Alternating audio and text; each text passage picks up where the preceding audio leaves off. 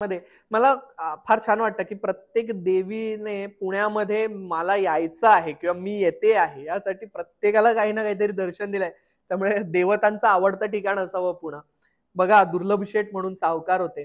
नाण्यांचे सावकार होते ते. सप्तशृंगीचे खूप मोठे भक्त होते आणि वणीला काय म्हणूयात वारीला जायचे. पौर्णिमेच्या वारीला. पण म्हातारे जसे व्हायला लागले तसं त्रास व्हायला लागला. तर हे तरी सुद्धा आपले जातायत आणि मग एक दिवशी देवीने दर्शन दिलं आणि देवी म्हटली की अरे तू नको येऊ, मीच येते तुझ्या इथे. कुठं? तर ते जे टेकाड आहे त्या टेकाडावर मी आहे आणि तिथं तू मला तिथंच स्थापन कर असं म्हणून त्यांनी शोधाशोध केली. तिथं तो तांदळा सापडला आणि मग त्याची पूजा सुरू झाली.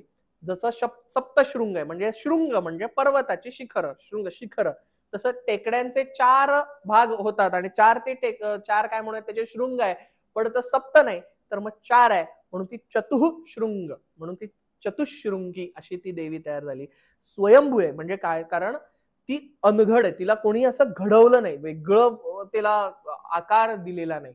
तर त्यामध्ये त्या देवीने त्या ह्याच्यामध्ये स्वतःहून प्रवेश केला. म्हणून ती तशी काय म्हणूयात जागृत देवस्थान आपण मानतो. नंतरच्या काळामध्ये त्यांनी त्याचे मंदिराची स्थापना केली. मोठं मंदिर बांधलं.